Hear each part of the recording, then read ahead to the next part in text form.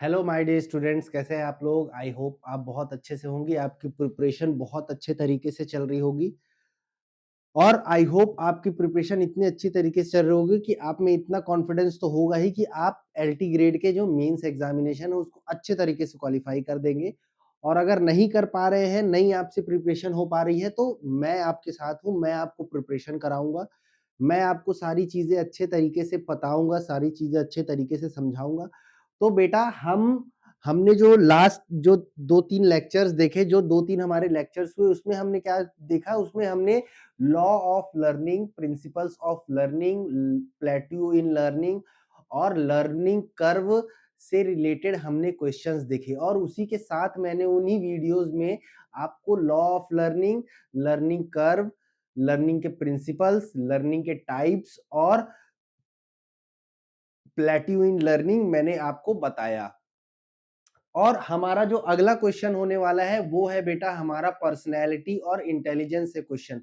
तो बेटा आप ये वीडियोस को पूरा देखना, क्योंकि पहले मैं आपको क्वेश्चंस कराऊंगा, फिर उसके पीछे के जो कारण है जिस वजह से उस क्वेश्चन में सारी चीजों को लिया गया, सारी चीजों को इंक्लूड किया गया, वो मैं आपको फिर चीजों को समझाऊंगा। ठीक है, तो चलो बेटा बिना टाइम वेस्ट किए हम चालू करते हैं हमारा लेक्चर नंबर 4, जो कि क्या होने वाला है, हमारा ये क्वेश्चन होने वाला है पर्सनैलिटी और इंटेलिजेंस के ऊपर। ठीक है, तो बेटा पहले हम अपना क्वेश्चन चालू करते हैं। पहला हमारा क्वेश्चन किस पे है, पहला हमारा क्वेश्चन है इंटेलिजेंस के ऊपर, कि किस तरीके से आप इंटेलिजेंस का यूज करके अपने बच्चों को और अपने करिकुलम को, अपने लर्निंग को, अपने टीचिंग को अच्छा बना सकते हैं। ओके, तो बेटा ये हमारा लेक्चर होने वाला है एलटी ग्रेड का मेंस का। इसमें आप अपने सब्जेक्ट से, अपने टॉपिक से रिलेटेड आप सारे वीडियोस को देख सकते हैं, सारे वीडियोस को समझ सकते हैं। तो हमारा आज का क्वेश्चन है, आज का हमारा क्वेश्चन क्या है बेटा, आज का हमारा क्वेश्चन है what strategies would you use to motivate student who have different types of intelligence in your physical education class. आपके क्लास में आपके सामने ऐसे बच्चे हैं जिनके इंटेलिजेंस क्या है, अलग अलग है, अलग अलग इंटेलिजेंस वाले आपके सामने बच्चे बैठे हुए हैं। तो आप किस तरीके से उन बच्चों को फिजिकल एजुकेशन के क्लास में टीचिंग करेंगे, आप क्या करेंगे, किस तरीके से बच्चों को पढ़ाएंगे। अलग अलग तरह की बुद्धिमत्ता वाले बच्चों को प्रेरित करने के लिए तरीके अपनाएंगे। क्या क्या तरीके आप अपनाएंगे, अलग अलग जो बच्चे की इंटेलिजेंस है उसके लिए आप क्या क्या तरीके अपनाएंगे। इसका आंसर मैंने आपको दोनों तरीकों से बताया है, मैंने आपको हिंदी में भी इसका आंसर बताया है और इंग्लिश में भी। क्या है ना, कई बच्चे ऐसे होते हैं जिनको इंग्लिश में आंसर मैं पढ़ा तो देता हूं, बट क्या है वो हिंदी में कंफ्यूज हो जाते हैं। इसलिए बेटा आपके लिए मैं हिंदी और इंग्लिश दोनों में आंसर लेकर के आया हूं। आपको जो चीजें समझ में आती है आप उस बेसिस पे अंडरस्टैंड करके, उस बेसिस पे चीजों को समझ करके आप अपने आंसर को क्रिएट कर सकते हैं, आंसर बना सकते हैं। तो सबसे पहले मैंने आपको बताया था फर्स्ट लेक्चर में कि हम 3 पार्ट में अपने आंसर्स को बांटेंगे। पहला हम मीनिंग बताएंगे, फिर उसके बाद हम उसका मेन पार्ट बताएंगे, उसके बाद में हम लास्ट में उसका कंक्लूजन बताएंगे। ओके, सबसे पहले हमारा मीनिंग है, this question is based on Harvard gardener multiple intelligence theory. ठीक है, हार्वर्ड गार्डनर हमारे क्या है, एक मल्टीपल इंटेलिजेंस थ्योरी इन्होंने दिया है, जो कि क्या बताता है, हर इंसान, हर जो स्टूडेंट होता है, हर पर्सन जो होता है, उसका इंटेलिजेंस लेवल कैसा होता है, उसका इंटेलिजेंस लेवल बेटा हर पर्सन का अलग अलग होता है। ठीक है, अलग अलग तरीके के उसके इंटेलिजेंस लेवल हो सकते हैं। जब ये वीडियो खत्म होगा, जब ये क्वेश्चंस खत्म होगा, तो इसके बाद में आपका इंटेलिजेंस के लेक्चर को स्टार्ट करूं, इंटेलिजेंस को आगे पढ़ाऊंगा। ठीक है, which states that student have different types of intelligence such as body kinesthetics, interpersonal, intrapersonal, visual, spatial and logical. As per teaching, the aim is to use different motivational strategies to engage all learner according to their intelligence, personality and learning style. तो हमने learning style देख ली, अब हम personality और intelligence देखेंगे।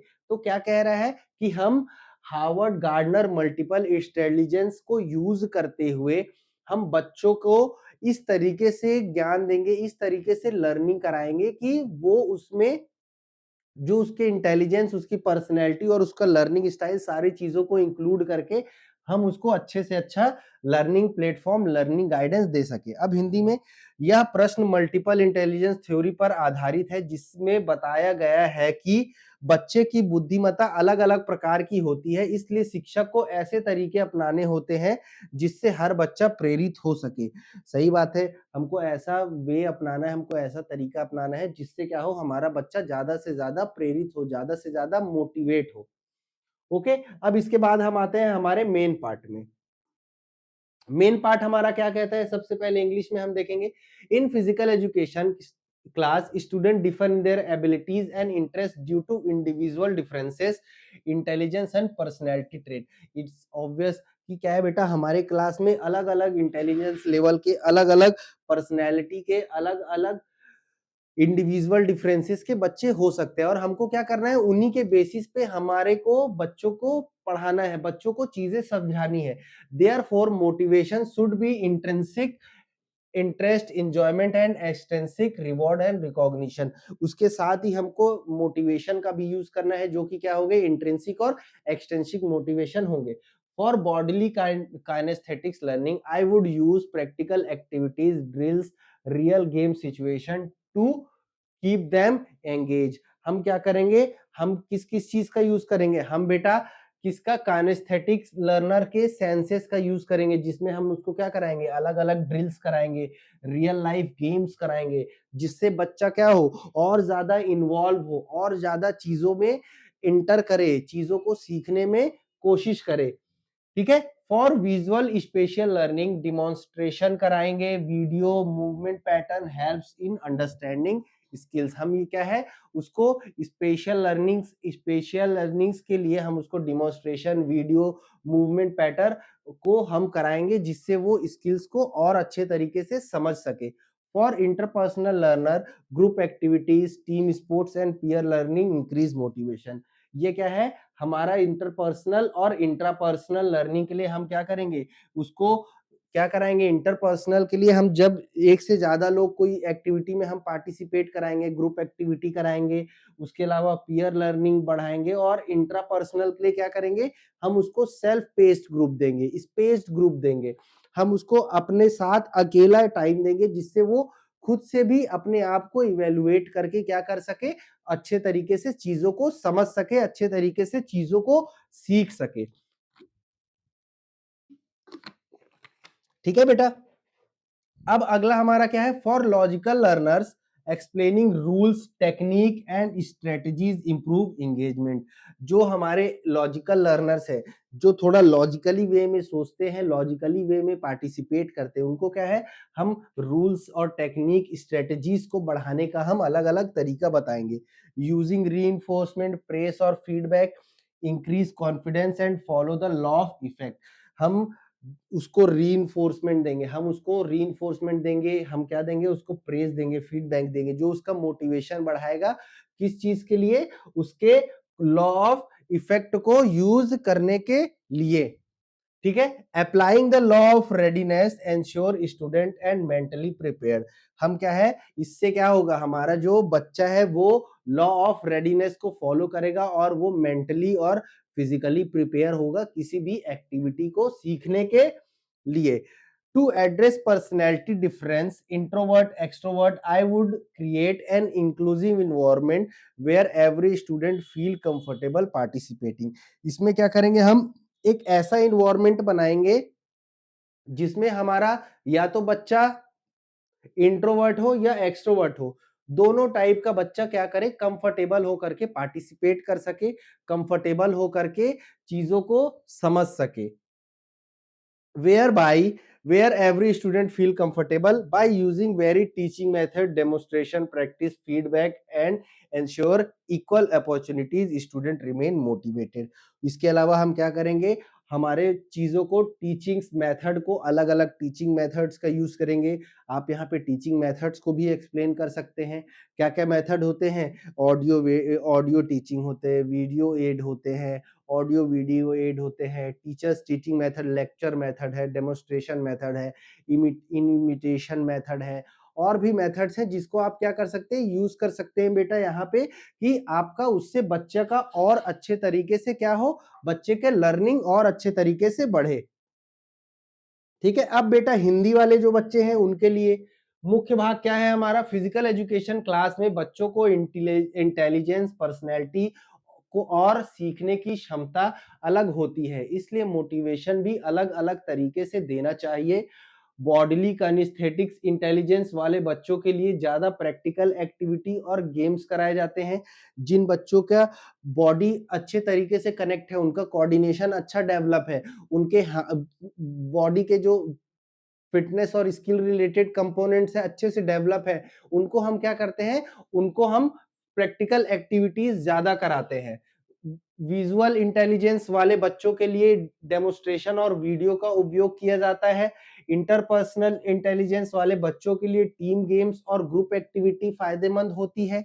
Intrapersonal intelligence वाले बच्चों के लिए व्यक्तिगत लक्ष्य, गोल सेटिंग और सेल्फ प्रैक्टिस दिया जाता है।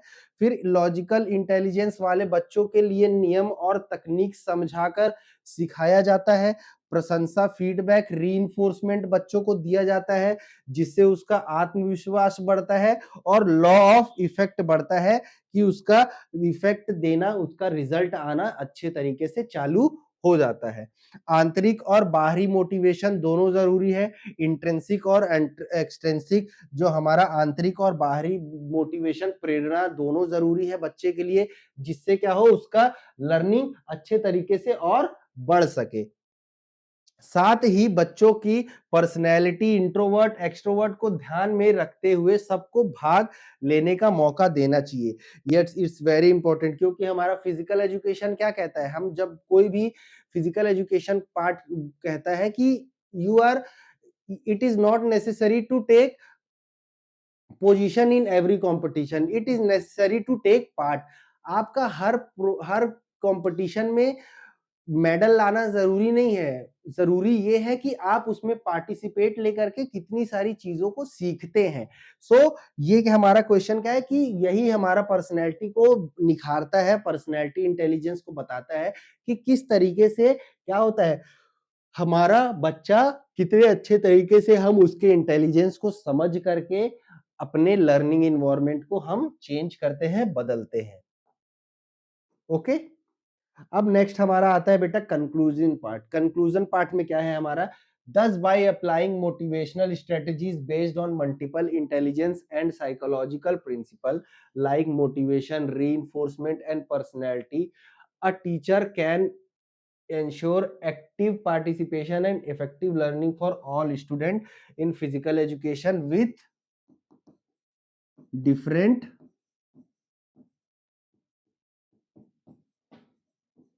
intelligence।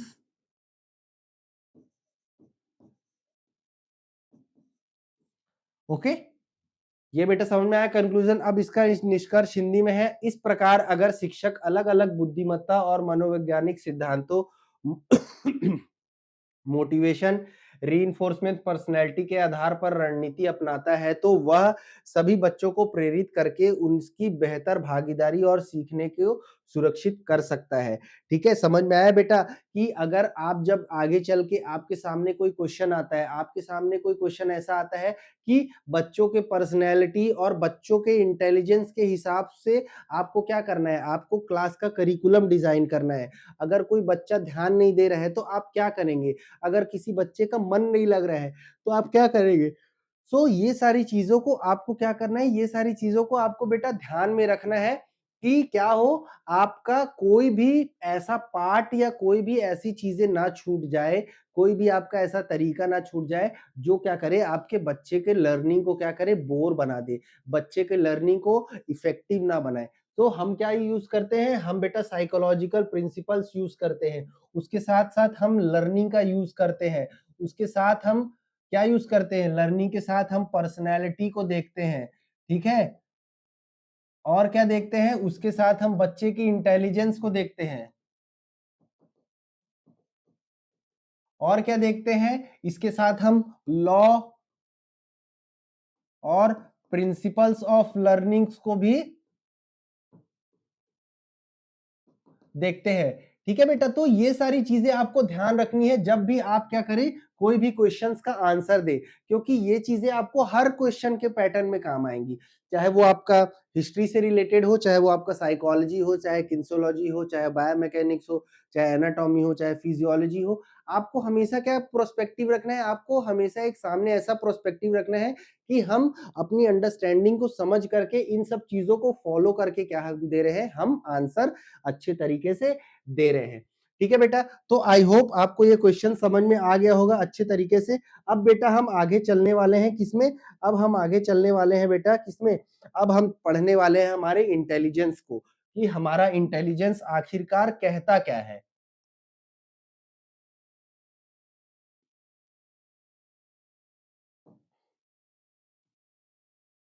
अब हम क्या पढ़ने वाले हैं, अब हम पढ़ने वाले हैं बेटा इंटेलिजेंस। ठीक है, अब हमारा चालू होने वाले intelligence, intelligence meaning and its types. हम मेनली क्या पढ़ेंगे, इंटेलिजेंस के मीनिंग और इंटेलिजेंस के टाइप्स क्या होते हैं, कौन कौन से प्रकार के इंटेलिजेंस होते हैं, किस किस तरह से इंटेलिजेंस काम करता है। हम आईक्यू निकालना भी सीखेंगे इसमें। तो ये हमारा है इंटेलिजेंस का लेक्चर, जिसमें आपको मैं आज आप इंटेलिजेंस आपको सारी चीजें पढ़ाने वाला हूं, आपको इंटेलिजेंस के बारे में सारी चीजें अब बताने वाला हूं। ओके,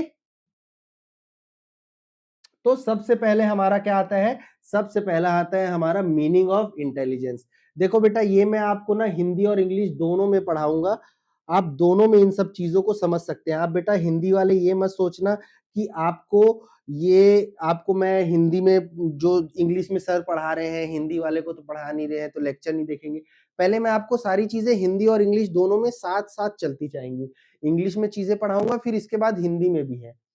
ठीक है, तो आप ये परेशानी मत लेना कि सर तो बस इंग्लिश में पढ़ा रहे हैं। बेटा देखो, मैं दोनों में पढ़ाऊंगा, मैं भेदभाव नहीं करता। ठीक है, हिंदी वाले भी बच्चे उतने ही जरूरी है जितना मेरे लिए इंग्लिश वाले जरूरी है।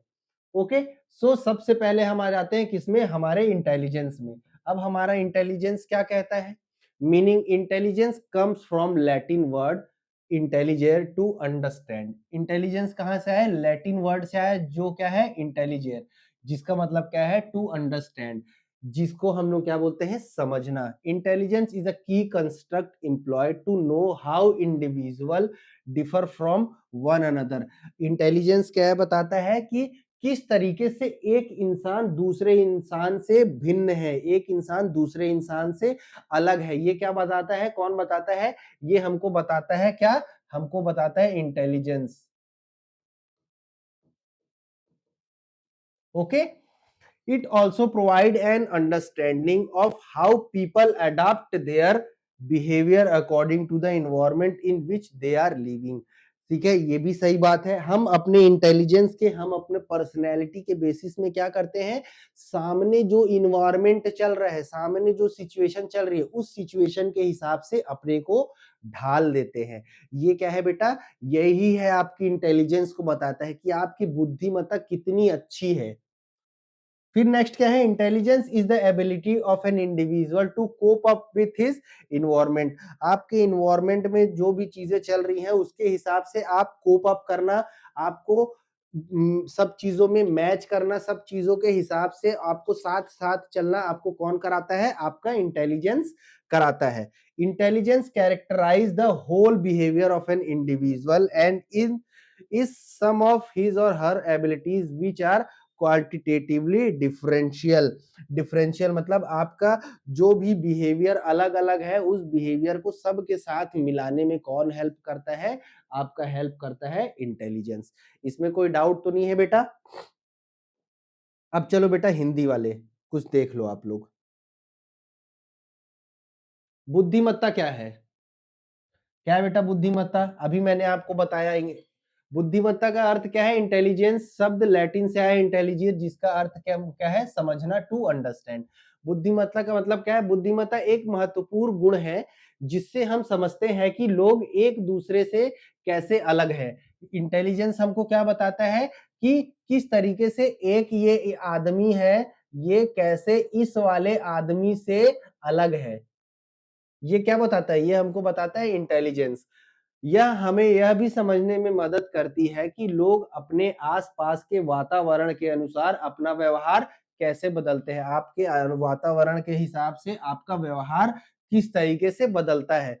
बुद्धिमत्ता का मतलब है व्यक्ति की वह क्षमता जिससे वह अपने वातावरण एनवायरनमेंट से सही तरीके से तालमेल एडजस्ट बैठा सके। क्या है? जैसे-जैसे आपका एनवायरनमेंट जैसे-जैसे आपकी इंटेलिजेंस बढ़ती है, आप अलग-अलग एनवायरनमेंट में अपने आप को तालमेल बैठाना, अपने आप को एडजस्ट करना सीख जाते हैं। आसान भाषा में बुद्धिमत्ता समझने प्लस सोचने प्लस समस्या हल करने प्लस परिस्थिति के अनुसार ढलने की क्षमता ही क्या है? हमारा बुद्धिमत्ता है। समझने, सोचने, समस्या का हल करने और परिस्थिति के अनुसार ढलने की क्षमता को ही हम क्या बोलते हैं? बुद्धिमत्ता कहते हैं। और सरल में समझें, यह व्यक्ति के पुराने पूरे व्यवहार को दर्शाता है क्या? हमारा इंटेलिजेंस।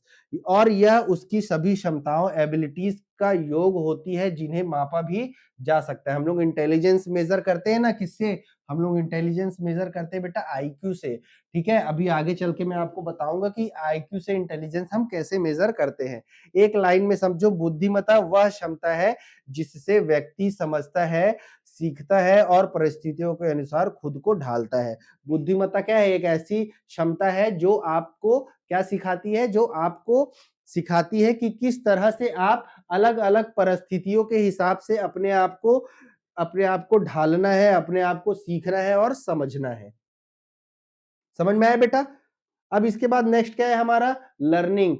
अब हमारा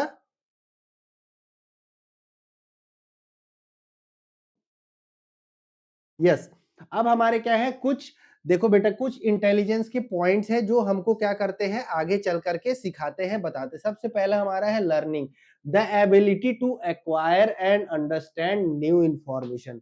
लर्निंग क्या है हमारा? लर्निंग का मतलब है the ability to acquire and understand new information. और इसका एक और डेफिनेशन होता है परमानेंट चेंज इन बिहेवियर। ठीक है, आपका बिहेवियर बदल रहा है वो किसकी हेल्प की वजह से? लर्निंग। अब रीजनिंग क्या होता है? The capacity of logical thoughts and problem solving. आपका जो लॉजिकल थिंकिंग होता है और प्रॉब्लम सॉल्विंग एबिलिटी है आपका, उसको हम लोग क्या बोलते हैं? रीजनिंग बोलते हैं कि आप तर्क कर सकते हैं। अंडरस्टैंडिंग क्या होता है? Comprehending complex ideas and abstract concepts. आप अंडरस्टैंडिंग क्या होता है कि आप किस तरीके से कॉम्प्लेक्स आइडियाज को आसानी से समझ जाते हैं, वो होती है आपकी अंडरस्टैंडिंग। फिर adaptation, the ability to adjust effectively to one environment and learn experience. Adaptation क्या होता है कि किस तरीके से आप किसी भी इन्वायरमेंट में, किसी भी सिचुएशन में, किसी भी चीज को आप अच्छे तरीके से समझ जाते हैं, उसमें आप अपने आप को एडजस्ट कर लेते हैं। ये क्या होता है? अडेप्टेशन। फिर अकॉर्डिंग टू थॉर्नडाइक हमारे इंटेलिजेंस 3 टाइप के होते हैं। ठीक है, थॉर्नडाइक ने क्या बताया? हमारे इंटेलिजेंस कितने होते हैं? 3 टाइप के होते हैं बेटा। पहला हमारा सोशल इंटेलिजेंस होता है, डीलिंग विद पीपल, जिसमें हम लोग क्या कहते हैं? हम सोसाइटी के साथ डील करते हैं, पब्लिक्स के साथ डील करते हैं, अपने इन्वायरमेंट में आपके जो आसपास लोग हैं, कौन? आपके आसपास जो लोग हैं आप उनके साथ क्या करते हैं? डील करते हैं। ये हमारा क्या बताता है? ये हमारा सोशल इंटेलिजेंस बताता है। दूसरा आता है हमारा abstract intelligence, working with symbol of numbers. हम क्या करते हैं? हम नंबर्स में और किसमें? हम सिंबल में। जैसे मैंने क्या बोला? मैंने आपको बोला कि 5 + 5 कितना हुआ? 10 हुआ। 10 + 10 कितना हुआ? 20 हुआ। 10 × 10 कितना हुआ? 100 हुआ। 10 × 100 कितना हुआ? 1000 हुआ। तो ये क्या है? इन नंबर्स, सिंबल, इन नंबर्स। और सिंबल क्या है? मैंने आपको बोला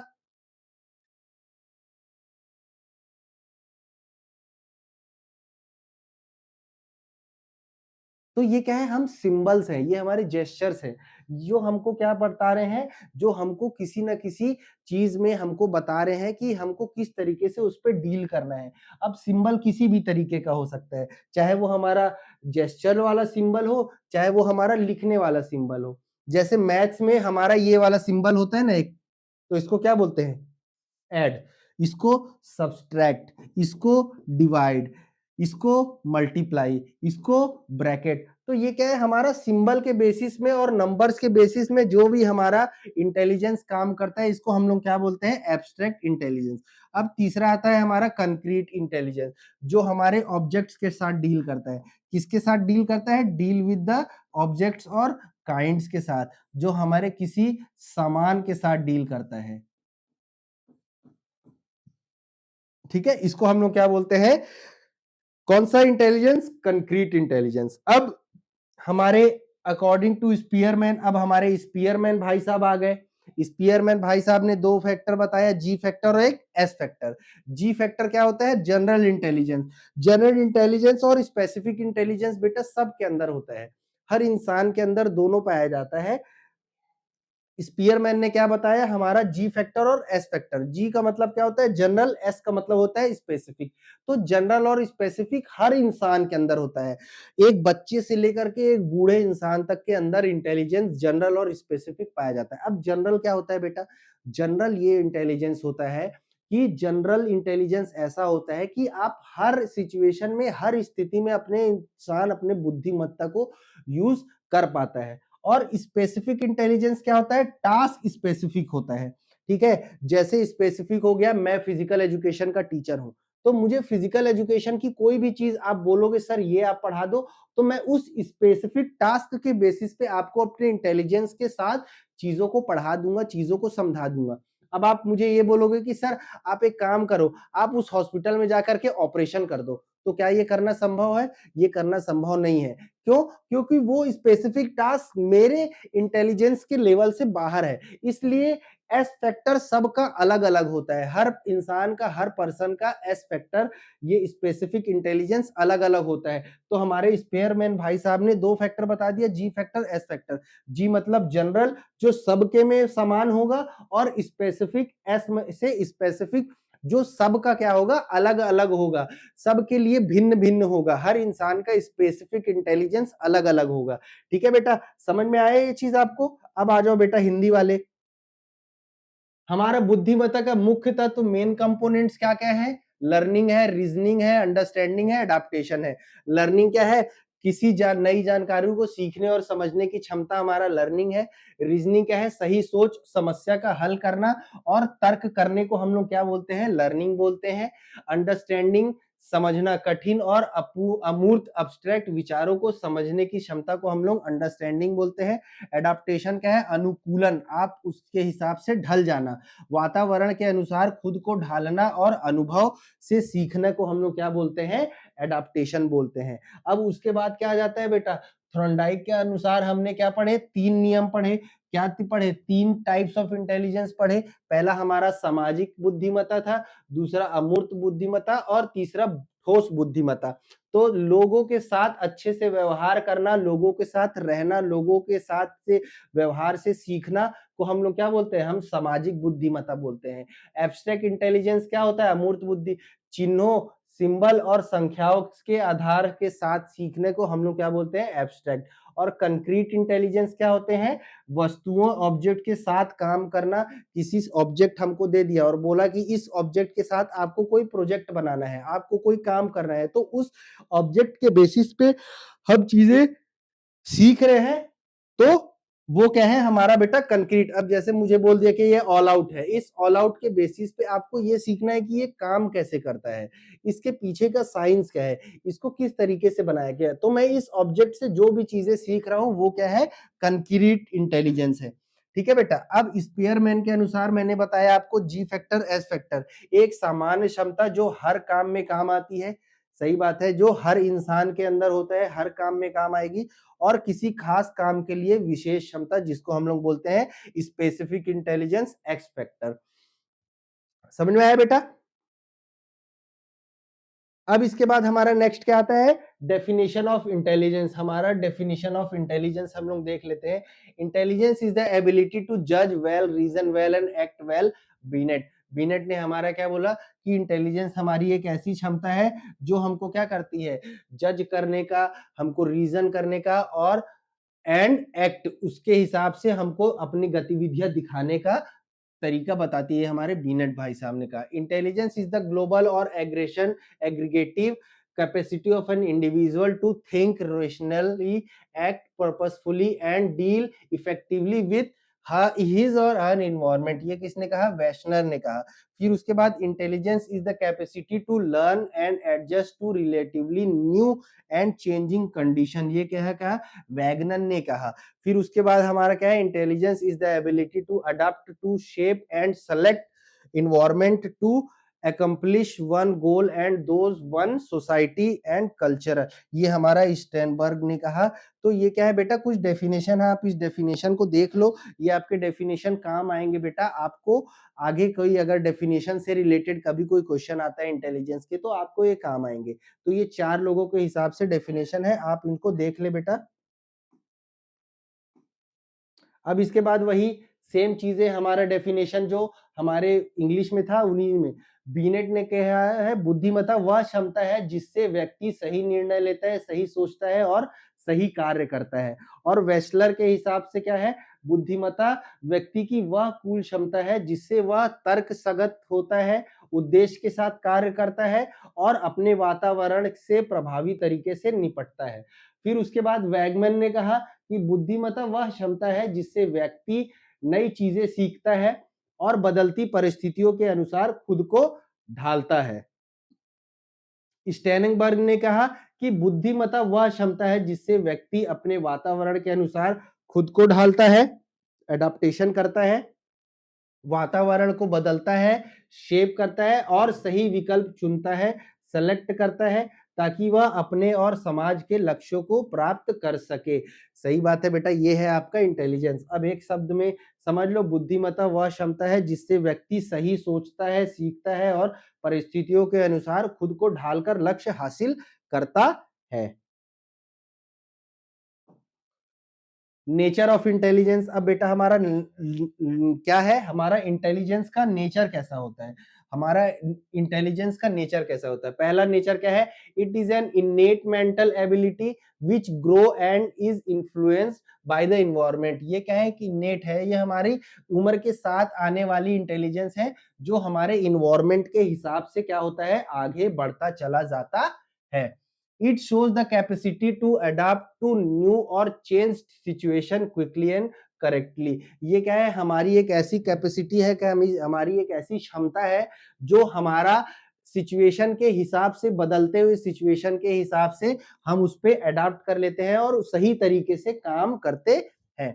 It is the ability to carry on higher mental process such as reasoning, criticism, rational और judgment। ये क्या है, ये एक ऐसा हायर मेंटल प्रोसेस है जिसके बेसिस पे हम लोग तर्क भी कर सकते हैं, हम लोग क्रिटिसिस मतलब किसी को नीचा भी दिखा सकते हैं, रेशनल और जजमेंट का हम लोग ये सब चीजें कर सकते हैं। फिर it shows the capacity to observe the relationship and और एब्सोर्डिटीज। ठीक है, हम लोग रिलेशन और एब्सोर्डिटीज को भी देख लेते हैं। It implies the capacity to learn and solve difficult task and problems. ये हमको डिफिकल्ट टास्क और प्रॉब्लम सॉल्व करने का भी मदद करता है। कौन, इंटेलिजेंस। ये है बेटा उसका नेचर। अब क्या है, अब इसको हिंदी में देख लो बेटा आप लोग। हिंदी में क्या कहता है, सबसे पहला कि बुद्धिमत्ता का स्वभाव क्या है। बुद्धिमत्ता एक जन्मजात मानसिक क्षमता है, इनेट एबिलिटी है, लेकिन यह समय के साथ बढ़ती है और पर्यावरण से प्रभावित होती है। सही बात है। फिर मुख्य बात है, यह दिखाती है कि व्यक्ति नई या बदलती परिस्थितियों में जल्दी और सही तरीके से खुद को ढाल सकता है। सही बात है। सेकंड क्या कहता है, यह उच्च मानसिक प्रक्रिया से जुड़ी है, जैसे तर्क करना, आलोचना करना, रेशनल थिंकिंग तार्किक सोच, सही निर्णय लेना।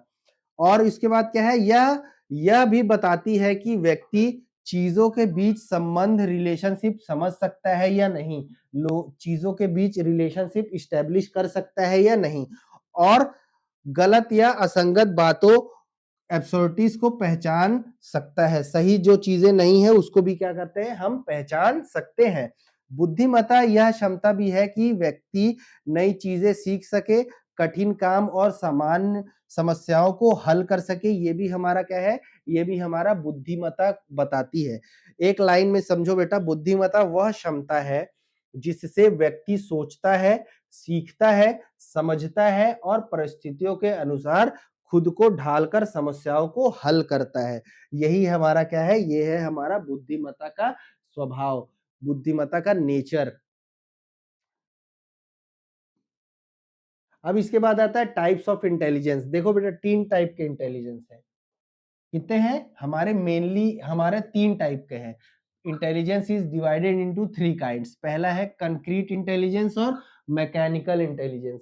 पहला हमारा क्या है, पहला है हमारा बेटा कंक्रीट इंटेलिजेंस और मैकेनिकल इंटेलिजेंस। दूसरा है सोशल और इमोशनल। सोशल मतलब सामाजिक और भावनात्मक इंटेलिजेंस। तीसरा है हमारा एब्स्ट्रैक्ट और जनरल इंटेलिजेंस। एब्स्ट्रैक्ट और जनरल इंटेलिजेंस ये भी मैंने आपको अभी बेटा पीछे बताया है, एब्स्ट्रैक्ट और जनरल इंटेलिजेंस क्या होता है। ठीक है, ये हो गया टाइप्स ऑफ इंटेलिजेंस। अब बेटा आगे बढ़े।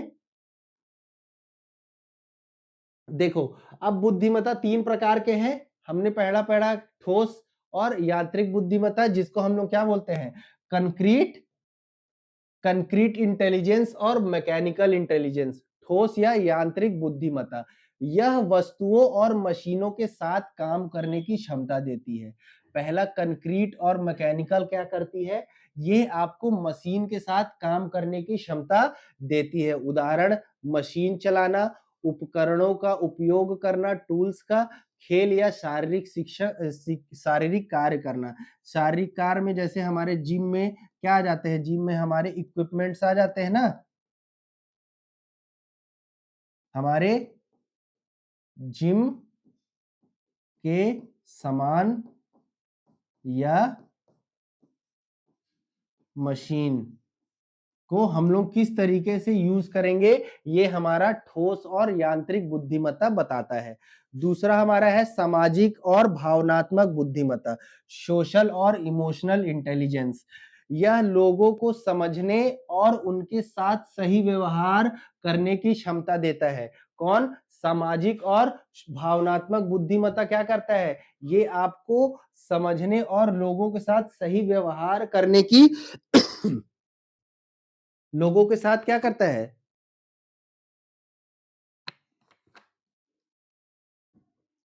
लोगों के साथ सही व्यवहार करने की आपको क्या देता है, आपको क्षमता प्रदान करता है। अब इसका उदाहरण क्या हो जाएगा, दूसरों की भावनाओं समझना, अच्छे संबंध बनाना, टीम में काम करना, ये क्या है आपके सामाजिक और भावनात्मक बुद्धिमत्ता। इसके अलावा तीसरा क्या है, हमारा अमूर्त सामान्य बुद्धिमत्ता, एब्स्ट्रैक्ट और जनरल इंटेलिजेंस।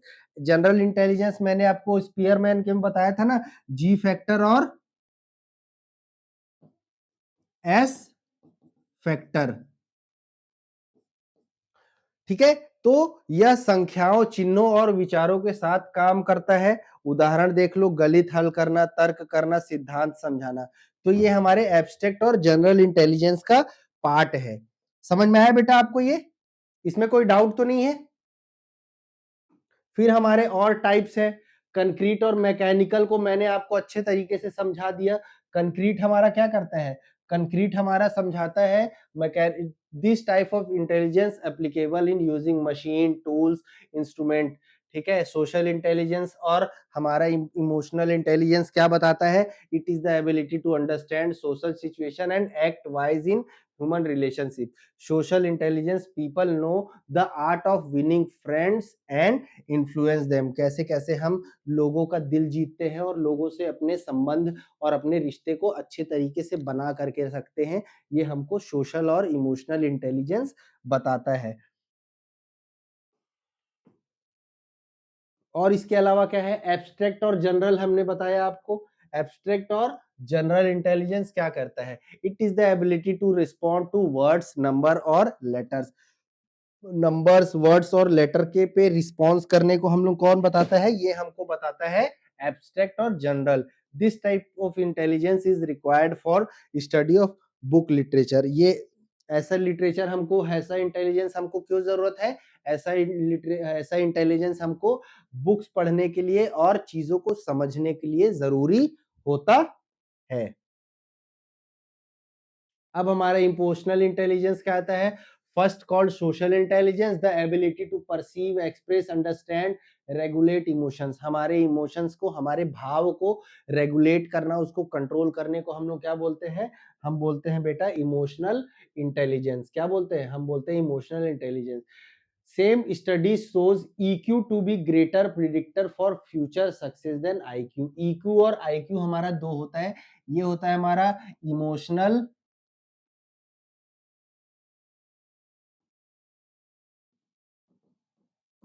और ये होता है हमारा इंटेलिजेंस।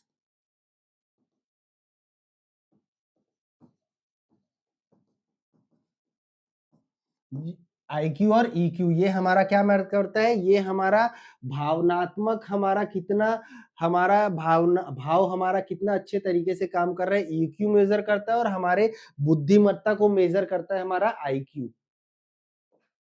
ठीक है। On the basis of empathy for others, self awareness and social skills, eye contact, flexibility and cooperation, ये हमारा हमको इमोशंस बताता है। It helps in building the therapeutic relationship with patients. ये क्या करता है? ये हमारा पेशेंट्स के साथ, ये हमारा लोगों के साथ रिश्ते बनाने में भी मदद करता है। हमारे भाव हमारे रिश्ते बनाने में भी क्या करते हैं? मदद करते हैं। अब बेटा देखो, भावनात्मक इमोशनल इंटेलिजेंस, वही चीजें मैंने आपको अभी पीछे बता दी कि इमोशनल इंटेलिजेंस किस तरीके से लोगों से रिश्ता बनाना, लोगों के भाव में एक साथ जुड़ना, लोगों से रिश्ता बनाना, लोगों के भाव में अच्छे तरीके से भावनात्मक आपको काम करना, ये क्या है? आपको इमोशनल इंटेलिजेंस बताता है। तो एक बार बेटा इस चीज को बेटा हिंदी वाले अच्छे तरीके से देख लो आप लोग। आपका इसका स्क्रीनशॉट लेना है। अगर आपको इन सब चीजों के नोट्स चाहिए तो सीधा मुझे व्हाट्सअप करो, सीधा मैसेज करो, मैं आपको नोट्स प्रोवाइड करूंगा। अब इंटेलिजेंस क्वेश्चन हमारा क्या आ गया? हमारा आ गया बेटा आईक्यू। अब आईक्यू क्या है? क्या है बेटा हमारा आईक्यू? बताओ, आपके सामने तो है।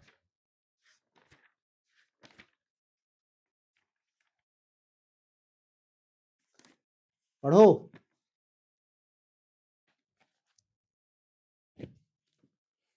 क्या है बेटा IQ? Intelligence question IQ. IQ हमारा क्या बताता है? कि हमारा बुद्धिमत्ता कितना अच्छा है। मैंने बेटा पीएचडी किया है ना, मेरा पीएचडी का टॉपिक है, उसमें एक वेरिएबल है, क्या है? आईक्यू।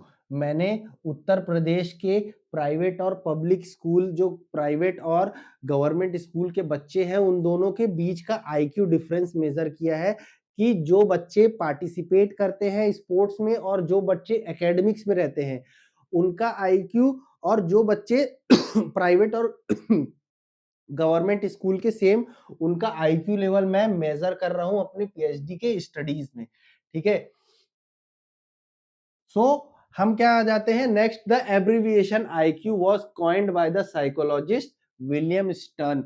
विलियम स्टर्न ने क्या किया था? हमारे आईक्यू के कॉन्सेप्ट को दिया था। The idea of intelligence question was utilized first in 1916 by Binet and Simon test. Binet और सीमन टेस्ट में 1916 में फर्स्ट बार हमारा आईक्यू का क्या किया गया था? आईक्यू को बताया गया था। Binet and Simon used mental age to distinguish bright from dull children. ये इन्होंने क्या किया था अपने स्टडी में? क्या बताया कि कौन बच्चा ज्यादा समझदार है और कौन बच्चा थोड़ा गधा है, कौन बच्चा थोड़ा कम समझदार है। उस चीजों को मेजर करने के लिए उन्होंने क्या बनाया? आईक्यू का टेस्ट बनाया। IQ is the ratio between mental age and chronical age. IQ equal to mental age upon chronical age into 100। Mental age क्या होता है बेटा? मेंटल एज आपकी बुद्धिमत्ता, आपका दिमागी रूप से आप कितने एज में है, और क्रॉनिकल एज, जो आपका क्रॉनिकल एज क्या है, जो हमारा एज रेगुलरली चल रहा है ना हमारे डेट ऑफ बर्थ के बेसिस पे, वो होता है हमारा क्रॉनिकल एज, और उसको इंटू 100 करेंगे तो हमारा क्या आता है? IQ। समझ लो एक 6 साल का बच्चा है, old boy with the mental as of 4। हमारा एक 6 साल का बच्चा है जिसका मेंटल एज कैसा है? 4 है। तो हमको क्या है? 4 डिवाइडेड बाई 6 इंटू 100, तो कितना आएगा बेटा? निकालो, ये आया कुछ 66.6। ये हमारा क्या है? इस बच्चे का हमारा आईक्यू है। ऐसे ही बेटा आप अपना आईक्यू भी चेक कर सकते हैं, बशर्ते आपको अपना मेंटल एज पता होना चाहिए। ऐसा नहीं है कि आप रोहित जैसे 30 साल के हो गए मगर आपका जो मेंटल एज है वो कितना है? 10 साल का ही है। मम्मा मम्मा मैं तो रोटी ही खाऊंगा, माँ मेरे को सब पता चल गया, माँ मेरे को सब आ गया। तो ये आपका इंटेलिजेंस आपका इस हिसाब से आपका होना चाहिए। अब है बेटा, अब ये क्या हमारा है? आईक्यू। शब्द का उपयोग पहले स्टीमर सर्टन ने किया, फिर वही 1917 में बीमन और सेंट ने अपने टेस्ट में दिखाया, जिस टेस्ट में उन्होंने ये फॉर्मूला बताया, और वो मेंटल एज और क्रॉनिकल एज, क्या बच्चों की मानसिक, और कौन बच्चा ज्यादा समझदार है, कौन थोड़ा कम समझदार है, उन्होंने ये बताया। उदाहरण के रूप में, एक साल 6 साल के बच्चे का क्रॉनिकल एज 6 है, मेंटल एज 4 है, तो उसका 6.6। आसान समझ में, आईक्यू बताता है कि किसी व्यक्ति की सोचने और समझने की क्षमता उसकी उम्र के अनुसार कितनी है। यस, आपकी उम्र के हिसाब से आपकी सोचने और आपकी समझने की क्षमता जो है वो कितनी है, वो कौन बताता है? वो बताता है बेटा आईक्यू। ठीक है। आईक्यू मानसिक आयु और वास्तविक आयु का अनुपात जो बुद्धिमत्ता को बताता है। यस, आपकी मेंटल एज और क्रॉनिकल एज के रेशियो को बताता है कौन? आईक्यू। समझ गए?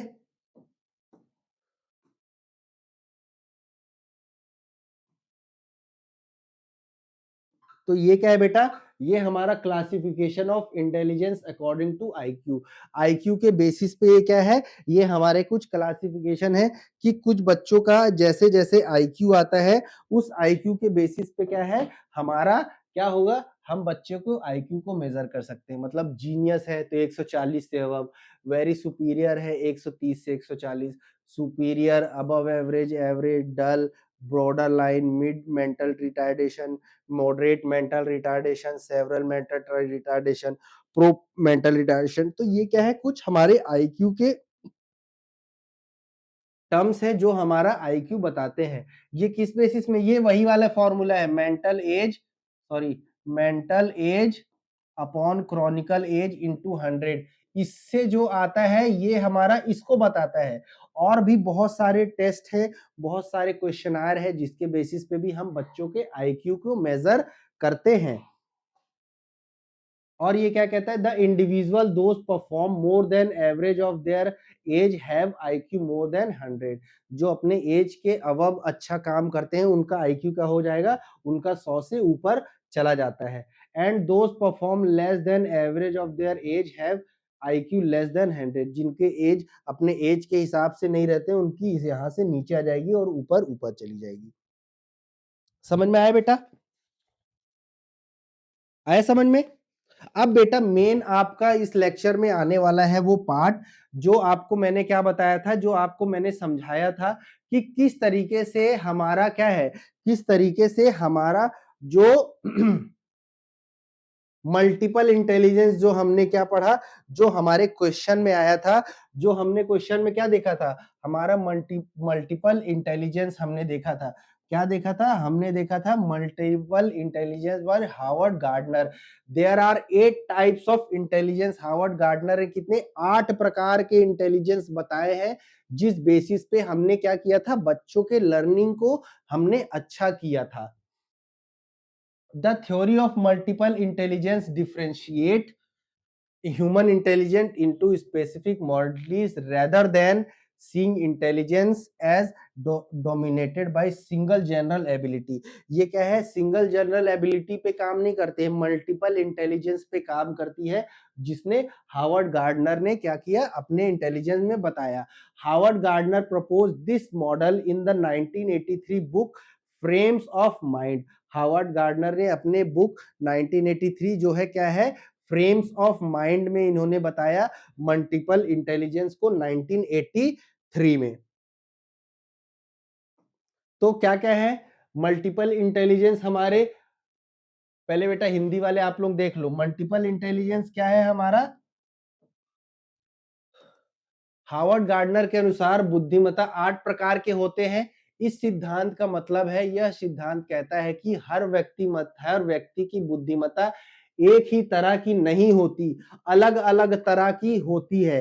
तो ये हो गया। दूसरा क्या है, बल्कि बुद्धिमत्ता अलग अलग प्रकार मोडेलिटीज में होती है, अलग अलग तरीके की भी होती है। यानी कोई व्यक्ति पढ़ाई में अच्छा होता है, कोई खेल में अच्छा होता है, कोई संगीत में अच्छा होता है, कोई डांस में अच्छा होता है, कोई किसी और एक्टिविटी में अच्छा होता है। उस हिसाब से उसकी बुद्धिमत्ता को हम माप सकते हैं। महत्वपूर्ण बातें, पहले माना जाता था कि बुद्धिमत्ता एक ही होती है, क्या होती है, जनरल इंटेलिजेंस होती है। बट हमारे गार्डनर साहब ने क्या बता दिया कि 8 टाइप की बुद्धिमत्ता होती है। लेकिन गार्डनर ने बताया बुद्धिमत्ता कई प्रकार की होती है, सिर्फ एक नहीं होती। हिस्ट्री 1983 में उन्हें अपने फ्रेम्स ऑफ बुक में बताया बुद्धिमत्ता के प्रकार। हर व्यक्ति हर व्यक्ति अलग अलग तरीके से बुद्धिमत्ता होती है, हर व्यक्ति अलग अलग तरीके से अपने बुद्धिमत्ता के बेसिस पे क्या करता है, चीजों को सीखता है और समझता है। अब हमारे देखो बेटा, टाइप्स ऑफ इंटेलिजेंस जो हमारे 8 टाइप के किसने बताए, हमारे गार्डनर साहब ने बनाया ना, हॉवर्ड गार्डनर ने मल्टीपल इंटेलिजेंस थ्योरी बताई। उसमें उन्होंने कितने बताया, उसमें उन्होंने 8 टाइप के थ्योरीज बनाई। 8 टाइप के थ्योरीज में देखो बेटा कौन कौन सी थ्योरी है। पहला है हमारा लिंग्विस्टिक इंटेलिजेंस, जो क्या करता है, ability to use language effectively. ये हमको क्या प्रोवाइड करता है, ये हमको ऐसी इंटेलिजेंस प्रोवाइड करता है जिसके बेसिस पे क्या हो, हम अपने लैंग्वेज को, हम अपने भाषा को अच्छे तरीके से, एक अच्छे तरीके से आसान वे में यूज कर सके, जिससे हम ज्यादा से ज्यादा लोगों में प्रभाव डाल सके। जिससे हम लोग कैसे कैसे यूज कर सकते हैं, राइटिंग, टीचिंग, टॉकिंग, इन सब चीजों में हम अपने भाषा का यूज कर सकते हैं। लिखना, पढ़ना और बोलना और पढ़ाना, इन सब चीजों में हम क्या कर सकते हैं, अपना लिंग्विस्टिक इंटेलिजेंस की हम यूज कर सकते हैं। दूसरा क्या है, logical and mathematical intelligence. Logical और मैथमेटिकल इंटेलिजेंस में क्या कहते हैं गार्डनर भाई साहब, ये कहते हैं एबिलिटी इन रीजनिंग और नंबर। मतलब हमको तर्क करना और संख्या में हमको क्या करना, संख्या और तर्क के बेसिस पे हमको चीजों को समझना और चीजों का हल करना। ये कौन सा है, हमारा लॉजिकल और मैथमेटिकल इंटेलिजेंस। जिसमें हमारा आता है example scientist and mathematicians. Scientist क्या है, वो तर्क करते हैं कि ऐसा क्यों नहीं हो सकता, ऐसा आखिर क्यों हो नहीं सकता। तो ये क्या है, तर्क है। और मैथमेटिशियंस क्या करते हैं, नंबर्स पे अपने रिसर्च करते हैं, नंबर्स पे अपने प्रॉब्लम्स को सॉल्यूशन करते हैं। तो ये क्या है, साइंटिस्ट और मैथमेटिशियंस यहाँ आ जाते हैं। अब आ जाता है हमारा स्पेशल इंटेलिजेंस। ये कहता है ability to visualize, example architect और पायलट। हमारा जो आर्किटेक्ट है वो क्या करता है, सामने किसी भी चीज को देख करके सोचता है कि हाँ ये चीज ऐसे बन सकती है। पायलट क्या है, चीजों को दूर से देख करके समझता है कि आगे खतरा है या नहीं है। तो ये हमारा स्पेशियल इंटेलिजेंस बताता है। अब दूसरा हमारे बाद इसका आता है बॉडीली काइनेस्थेटिक इंटेलिजेंस। ये क्या है, कंट्रोल ओवर बॉडी मूवमेंट। ये हमारा क्या करता है, हेल्प, ये हमारे बॉडी के मूवमेंट को कंट्रोल करता है। ये हमारे बॉडी के जितना भी, ये हमारे बॉडी के जितने भी मूवमेंट हो रहे हैं ना, जितना भी हम काम कर रहे हैं, वो उसमें कंट्रोल कौन करता है, बॉडी काइनेस्थेटिक इंटेलिजेंस। जिसमें हमारे बॉडी काइनेस्थेटिक के ऑर्गन्स आ जाते हैं। ठीक है, जैसे एग्जांपल प्लेयर, डांसर।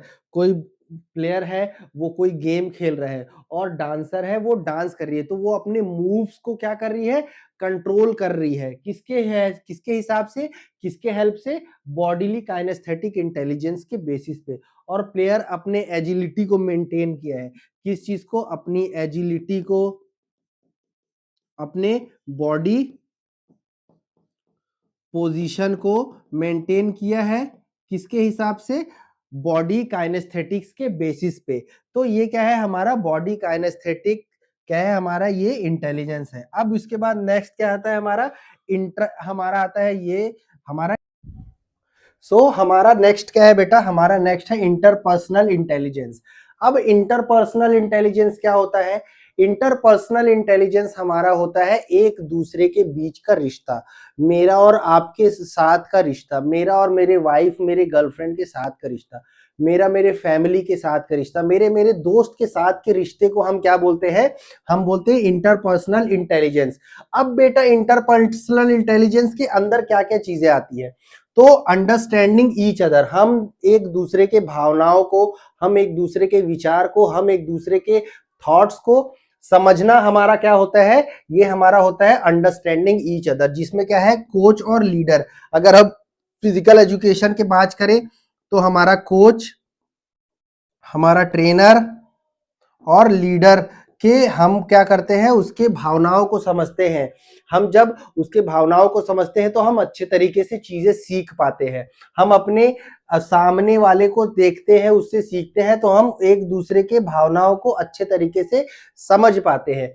ये हमारा क्या है, ये है हमारा बेटा इंटरपर्सनल इंटेलिजेंस। अब आता है हमारा इंट्रापर्सनल इंटेलिजेंस। अब इंट्रापर्सनल इंटेलिजेंस क्या कहता है, understanding one self, example philosopher और योगी। मतलब आपको क्या करना है, आपको अब खुद को समझना है, आपको क्या है सेल्फ एक्चुअलाइजेशन करना है, आपको अपने आप को समझना है।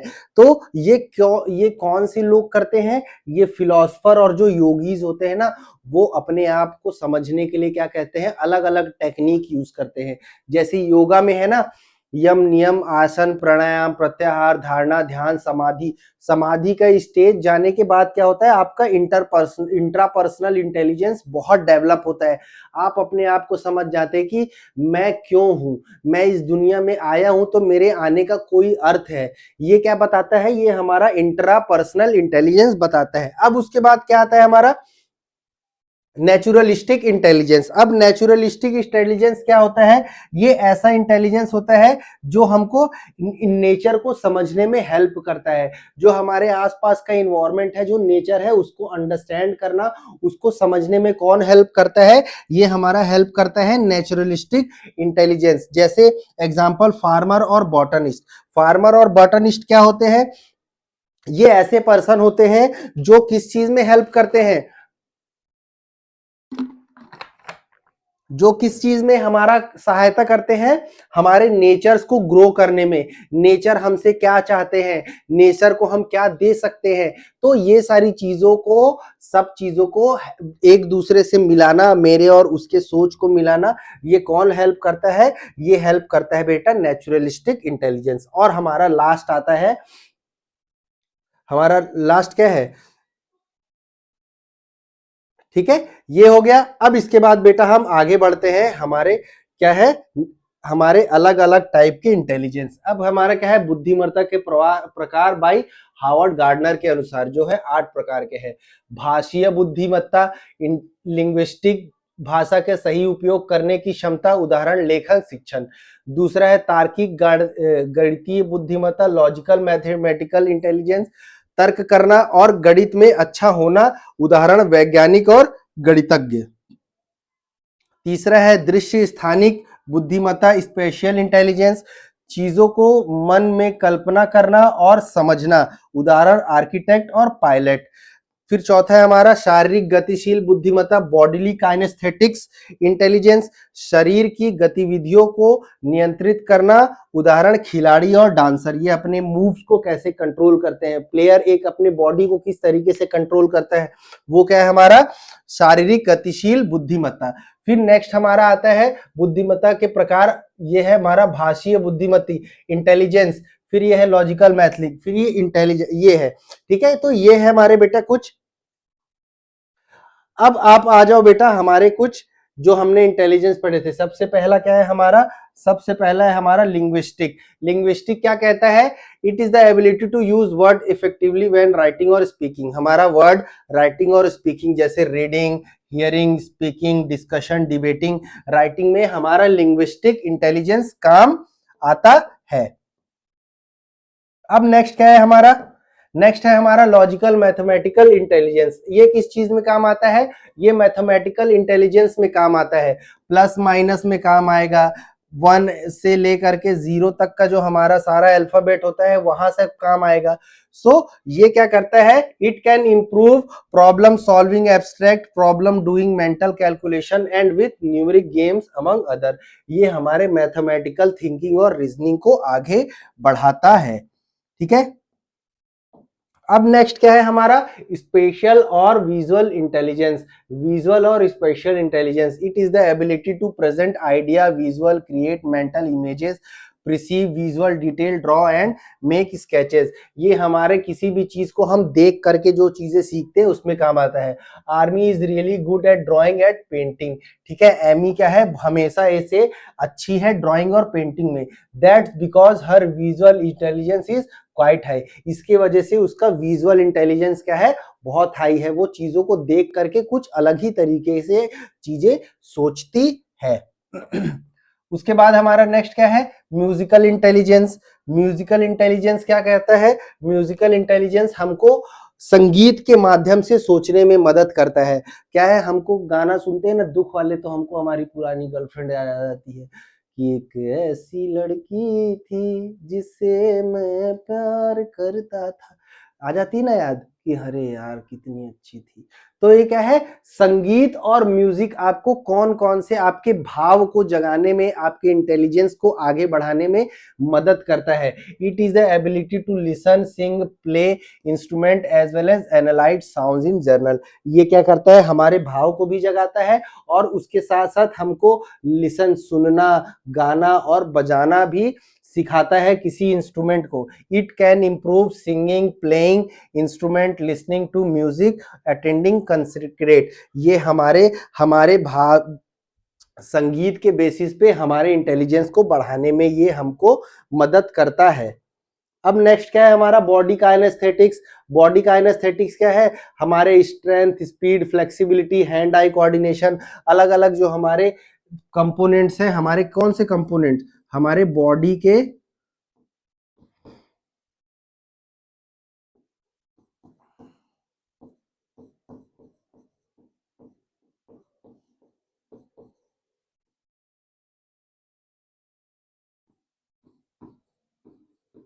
चाहे वो स्किल हो या फिर हेल्थ हो, ये जो भी कंटेंट है उनको अच्छे तरीके से एक दूसरे से मिला करके काम करना और इंटेलिजेंस से वर्क करना का किसका काम होता है, बॉडी काइनेस्थेटिक इंटेलिजेंस का, ठीक है। ये समझ गया बेटा। अब इसके बाद हमारा क्या आता है नेक्स्ट, इसके बाद है हमारा इंट्रापर्सनल। इंट्रापर्सनल मतलब खुद को समझना, खुद से कैसे अपने आप को गोल को अचीव करना है, ये हमारा इंट्रापर्सनल।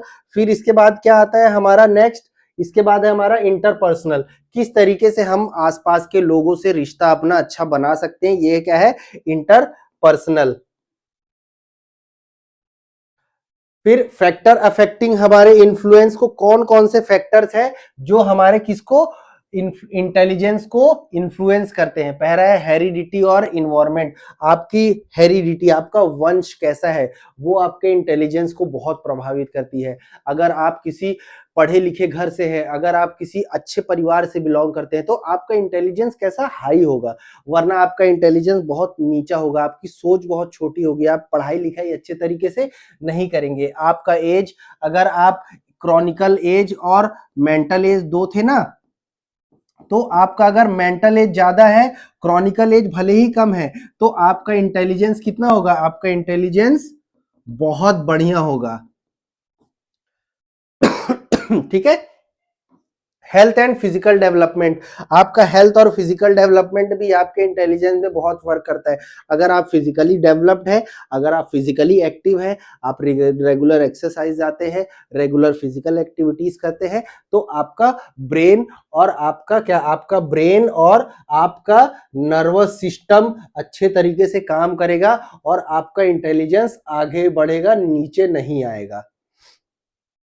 तीसरा है आपका कल्चर, आपका डेली रूटीन टास्क, आपके आसपास के लोग, आपका जो इन्वायरमेंट है वो भी आपका क्या करता है, आपके इंटेलिजेंस को प्रभाव देता है। फिर है हमारा सोशल एंड इकोनॉमिक कंडीशंस, आपका सामाजिक कंडीशन कैसा है और आपका आर्थिक कंडीशन कैसा है। कई लोग हैं पैसे के लिए परेशान है, सिर्फ पैसे से ही सब चीजें कर नहीं पा रहे हैं, इससे परेशान है, इसलिए क्या हो रहा है, उनका इंटेलिजेंस बहुत प्रभावी हो रहा है। और उसके बाद सोशल, सामाजिक अच्छा नहीं है, आसपास के लोग अच्छे नहीं है, कोई गाली दे रहा है, कोई किसी को कोस रहा है, कहीं झगड़ा हो रहा है, कहीं लड़ाई हो रहा है, तो आप भी क्या होगा, उसी हिसाब से उसी प्रकार से ढलते चले जाएंगे। ये आपका सोशल इंटेलिजेंस है। अब इसके बाद हमारा नेक्स्ट क्या आता है, ये वंशानुक्रम। यही बेटा देखो हिंदी में जो हमारे क्या क्या फैक्टर्स होते हैं, क्या क्या कारक होते हैं जो हमारे बुद्धिमत्ता को प्रभावित करते हैं। तो पहला है वंशानुक्रम और वातावरण। कुछ बुद्धिमत्ता हमें जन्म से, जीन से मिलती है और कुछ हमारे आसपास माहौल, इन्वायरमेंट से विकसित होती है। तो जो जीन से मिली वो तो अच्छी थी, मगर इन्वायरमेंट वाली खराब थी, तो आपका इंटेलिजेंस खत्म हो गया। अब नेक्स्ट क्या है, आपका आयु, उम्र के साथ बुद्धिमत्ता का विकास होता है। बचपन और किशोरावस्था में तेजी से विकास होता है। तो आपके ऊपर है कि आप इस स्थिति में आप अच्छे तरीके से काम करते हैं या नहीं। स्वास्थ्य और शारीरिक विकास, हेल्थ एंड फिजिकल डेवलपमेंट। अच्छा स्वास्थ्य बेहतर सोच और सीखने की क्षमता देता है। खराब स्वास्थ्य सीखने में कठिनाई पैदा करता है। सही बात है। संस्कृति क्या है, आपकी कल्चर है। जिस समाज और संस्कृति में हम रहते हैं वहां हमारे सोचने और सीखने के तरीके में भी प्रभावित करती है। सही बात है। अगर आप अच्छे पढ़े लिखे लोगों के बीच में रहोगे तो आप अच्छे तरीके से सीखोगे। अगर आप गंवारों के बीच में रहोगे, एकदम छपरी लोगों के बीच में रहोगे, तो आप उसी तरीके से सब चीजें सीखोगे। सामाजिक और आर्थिक स्थिति, सोशल और इकोनॉमिक कंडीशन, परिवार का आर्थिक स्थिति, शिक्षा का अवसर। अगर आपके पास पैसे अच्छे हैं तो आप क्या करेंगे, आप अच्छे से अच्छे कॉलेजेस में जा सकते हैं, अच्छे स्कूल में जा सकते हैं। वरना कोई नॉर्मल से स्कूल में पढ़ेंगे जहां पे टीचर्स भी अच्छे नहीं है, तो आपका इंटेलिजेंस भी नीचे चला जाएगा। ये सब बुद्धिमत्ता के विकास को प्रभावित करते हैं। ये सब क्या है, हमारे बुद्धिमत्ता के विकास को प्रभावित करते हैं, ये सारे कुछ कारण। अब हमारे हैं theory of intelligence. Theory of intelligence बेटा देखो, हमारे 1 2 3 4 मल्टीपल इंटेलिजेंस थ्योरी हमने पढ़ लिया। स्टर्नबर्ग का 2 फैक्टर और यूनी और 1 फैक्टर थ्योरी हम आगे पढ़ेंगे, अभी आपको बताता हूं मैं। तो सबसे पहला आता है हमारा theory of intelligence. Theory of intelligence में हमारा क्या है, थ्योरी ऑफ इंटेलिजेंस में हमारा सबसे पहला है एक कारक सिद्धांत और द्विकारक सिद्धांत। यूनी 1 फैक्टर थ्योरी और 2 फैक्टर थ्योरी।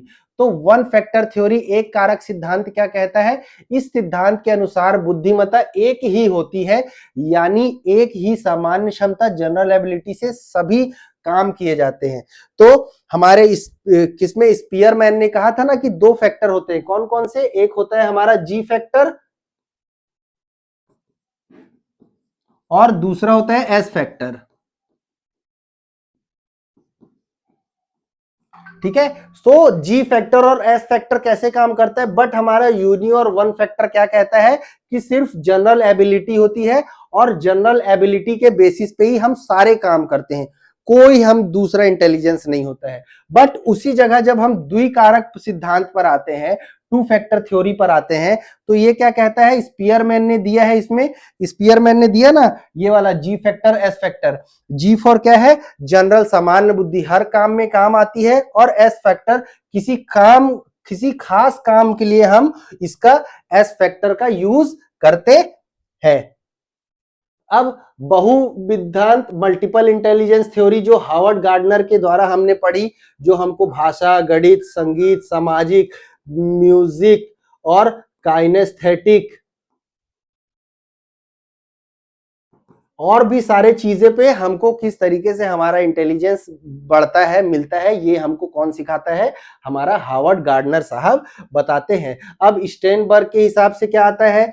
स्टेनबर्ग का सिद्धांत क्या कहता है? इसके अनुसार बुद्धिमत्ता 3 प्रकार की होती है, एनालिटिक्स, क्रिएटिव और प्रैक्टिकल। एनालिटिक विश्लेषणात्मक, सोचने और समस्या को हल करने की क्षमता, जिसको हम लोग क्या बोलते हैं? एनालिटिक्स विश्लेषणात्मक बुद्धिमत्ता भी कहते हैं।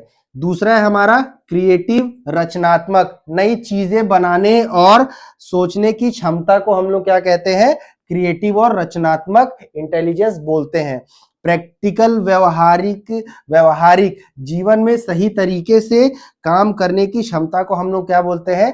प्रैक्टिकल व्यवहारिक इंटेलिजेंस बोलते हैं। तो ये 3 हमारे जो इंटेलिजेंस है, कौन से? ये 3, एनालिटिक्स, क्रिएटिव और प्रैक्टिकल, विश्लेषणात्मक, रचनात्मक और व्यवहारिक इंटेलिजेंस, ये हमारे स्टेनबर्ग ने दिया था और उन्होंने बताया कि किस किस तरीके से ये सारे इंटेलिजेंस काम करते हैं।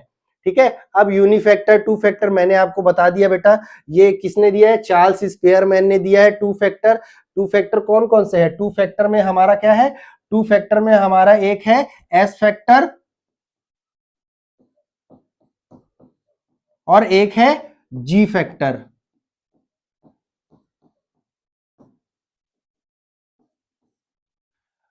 और यूनी में क्या है कि सिर्फ एक ही होगा। सिर्फ एक कौन सा होगा? सिर्फ एक जनरल ही होगा, जो जनरल इंटेलिजेंस हमारा काम करेगा हर चीज में।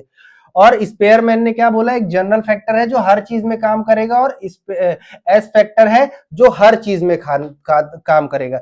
चार्ल्स स्पेयरमैन में 1927 में ये चीज बोला था। फादर ऑफ फैक्टर एनालिसिस के नाम से भी इनको जाना जाता है। जी फैक्टर और एस फैक्टर के बीच में डिफरेंस देख लो बेटा, क्या है? जी फैक्टर और S factor, it is universal inborn ability है। जी फैक्टर क्या है? इनबॉर्न एबिलिटी है, जो आपके पैदा होने के साथ से आती है। Learn and acquired from environment. S factor क्या है? आपके लर्निंग और आपके इन्वायरमेंट के बेसिस पे आपका बढ़ता है। It is general mental ability, it is specific ability, it is constant in one individual, it varies from activity to activity in same individual। Activity से एक्टिविटी में क्या होता है? हमारा स्पेसिफिक इंटेलिजेंस बढ़ता चला जाता है। अब है G factor differs from individual to individual. हमारा जी फैक्टर है वो इंडिविजुअल से इंडिविजुअल में अलग होता है, क्योंकि हर इंसान को अलग अलग उसके पेरेंट से, उसके इन्वायरमेंट से, उसके पढ़ाई से उसको जनरल इंटेलिजेंस मिला है। और individual different amount of S ability भी अलग होगा। क्यों? क्योंकि उसके एक्टिविटी से एक्टिविटी के बेसिस पे और उसके टास्क के और उसके इन्वायरमेंट के बेसिस पे वो अपने स्पेसिफिक एबिलिटीज को क्या कर रहा है? यूज कर पा रहा है। Used in every activity of life, जो हमारा जनरल होता है उसको हम हर दिन यूज करते हैं, बट स्पेसिफिक ऐसा नहीं है, वो हमेशा यूज नहीं होता है, समटाइम्स।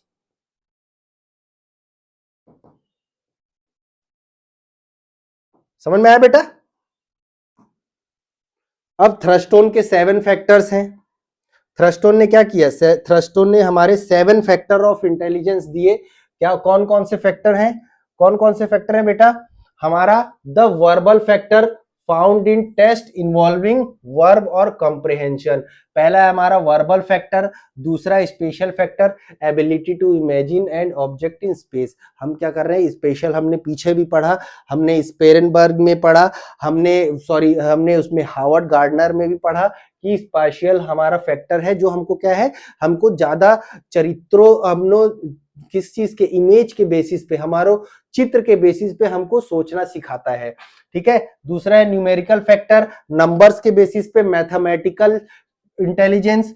तीसरा है memory factor, involving ability to memorise quickly. ये हमको किसी भी चीज को याद करने में, किसी भी चीज को अच्छे तरीके से मेमोरी करने में हमारा मेमोरी फैक्टर यूज करता है। द है रीजनिंग फैक्टर, तो हमारा मैथमेटिकल और रीजनिंग फैक्टर था, जो हमको क्या करता है? जो हमको तर्क करने का क्या देता है? इंटेलिजेंस देता है कि हम किसी चीज से तर्क कर सके और क्या कर सके? प्रॉब्लम प्रॉब्लम को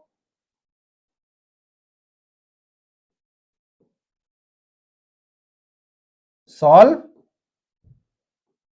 कर सके। ठीक है, तो ये हमारा रीजनिंग फैक्टर। फिर हमारा perceptual factor, ability to perceive objects accurately. हम क्या है, किसी ऑब्जेक्ट्स को अच्छे तरीके से देख सके, समझ सके, उसके बारे में बता सके, ये हमारा perceptual.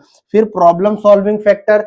Problem solving factor same हमारा रीजनिंग फैक्टर के जैसा हो सकता है कि हम चीजों को देखें, हमारे सामने कोई समस्या आई और हमने उस समस्या का समाधान कर दिया, हमने उस समस्या का सॉल्यूशन फाइंड आउट कर दिया, ये क्या है हमारा problem solving factor. Ability to solve problem independently, बिना किसी के जरूरत के, बिना किसी के हाथ के, बिना किसी के सपोर्ट के आपने क्या किया, अपना इंटेलिजेंस यूज करके किसी भी प्रॉब्लम को सॉल्यूशन फाइंड आउट कर दिया। Based on this factor Thurstone constructed a new test of intelligence knows as test of primary mental abilities. ठीक है, पीएमए। इन सब के बेसिस पे हमारे जो थर्स्टोन है उन्होंने test of primary mental ability नाम का एक टेस्ट किया जो हमारे इंटेलिजेंस को मेजर करता है।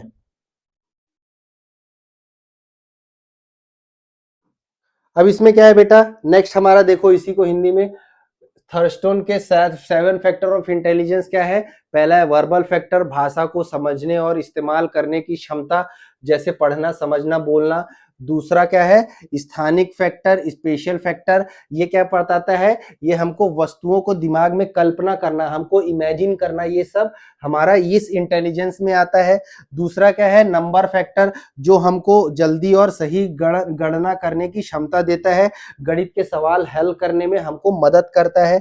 दूसरा है स्मृति फैक्टर, हेमोरा क्या है, ये मेमोरी फैक्टर है, हमको किसी चीज को याद रखने में, किसी चीज को समझने में, किसी चीज को मेमोरीज करने में हमको ये हेल्प करता है। फिर तर्क शक्ति, रीजनिंग फैक्टर, नियम और सिद्धांत खोजने की क्षमता देता है, नियम और सिद्धांत सरने की सब्जेक्ट देता है, और उसके साथ हमको तर्क करने की भी ताकत देता है कि हम किसी चीज में तर्क कर सके, किसी जगह पे हम सवाल जवाब कर सके। फिर गहन फैक्टर, परसेप्चुअल फैक्टर, चीजों को सही और स्पष्ट पहचानने की क्षमता देता है।